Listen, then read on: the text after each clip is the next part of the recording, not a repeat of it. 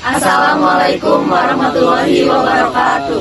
Hello everyone, we are from Group 2 and now we are in the Mount Puntang. We will take a history of Mount Puntang.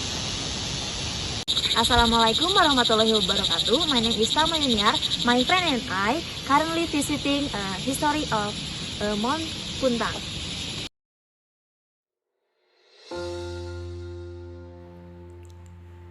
Radio Malabar is the largest radio transmitting station and operating system, the most advanced at the time. Radio Malabar comes and goes down in history the development of world radio because it became a communication link between Indonesia and the Netherlands as far as 12,000 kilometers.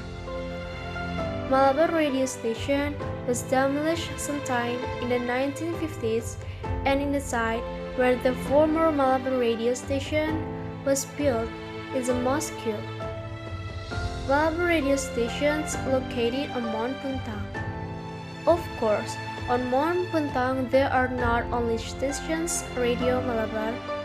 Around the Malabar radio station there are Dutch caves, love pools, and many more. Malabar radio station in this place once stood a large building that is a VLF or very low frequency radio transmitter building. This transmitter was used by the Dutch East Indies government for in the Netherlands. The radio station that achieves it is located in a village in the Semitic area of the Netherlands, namely Kudwi. So the transmitter is also called Radio Kudwi. It was founded in 1917 and inaugurated in 1923. This Malabar radio transmitter has an extraordinary size compared to today's radio transmitters. The antenna has a length of 2 km, which stretches between the Malabar and Mount Harman Caves. The emission power is 2,400 kW, or when using an arc pulsar machine, and 400 kW with a telephone machine. Incidentally, the electricity is supplied from a specially made power plant in Pangalengan, or now called PLTA Lamajang. The communication distance to the Netherlands is 12,000 km, a distance that is even further than the communication ever made by the pioneer of the telegraphic communication in world history, namely Guglielmo Marconi. For this reason, Radio Malabar is called the world's most powerful arc transmitter ever, or which means the world's largest arc transmitter ever. The founder of Malabar Radio was Dr. Cornelis Johannes de Groot from 1883 to 1927, who was also the first director of this transmitting station.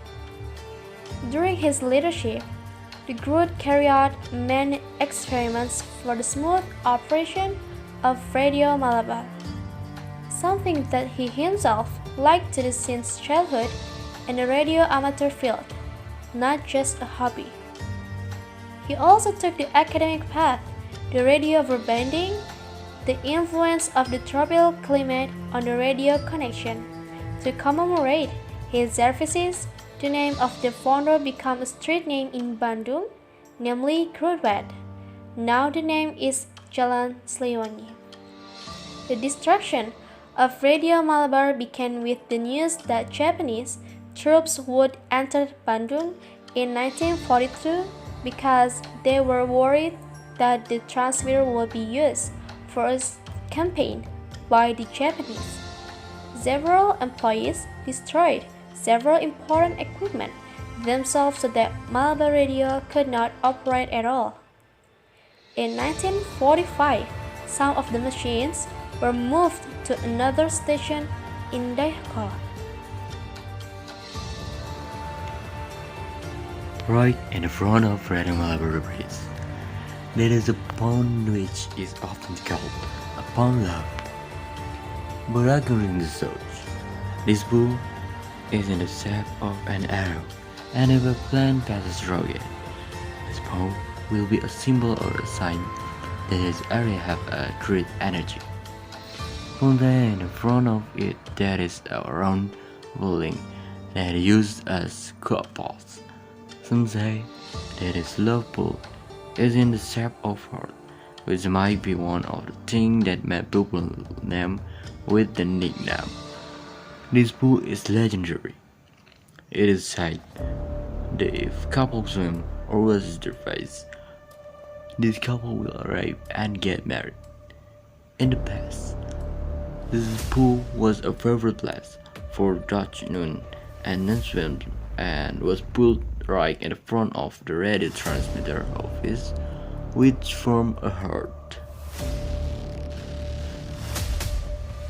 This Dutch cave on Mount Puntang was once during the colonial period used to store weapons and store supplies in the form of food and drink for the Dutch soldiers during the colonial period. The Dutch cave, which is located on Mount Puntang, has a length of about 165 meters and a height of approximately 170 centimeters. To get to this cave, visitors must pass a path that is slightly uphill. On the way, visitors can see the Rendra house, an office in ancient time. If by chance visitors can be meet the management officer of Mount Puntang, then the officer will offer service to visitors to guide them into the Dutch cave. Visitors don't need be afraid to visit the Dutch cave at this time, because the electricity inside the cave has been installed, so that lights are installed for illuminate the street in the Dutch cave. Inside the cave, it felt stuffy. There were parts of the top which had been cast around since the Dutch era, and the function of the cave was to store all the equipment needed by the Dutch army at this time. It is said that this type cave can penetrate to the Silwing waterfall, which is 3.5 km from the Mount Puntang camping area. In addition, there are many mystical stories about the appearance of Dutch soldier near the cave that was built in 1000. The Dutch Cave. This Dutch cave on Mount Puntang was once during the colonial period used to store weapons and store supplies in the form of food and drink for the Dutch soldiers. During the colonial period, the Dutch cave, which is located on Mount Puntang, has a length of about 165 meters and a height of approximately 170 centimeters. To get to this cave, visitors must pass a path that is slightly uphill. On the way, visitors can see the ruins of houses and offices in ancient times.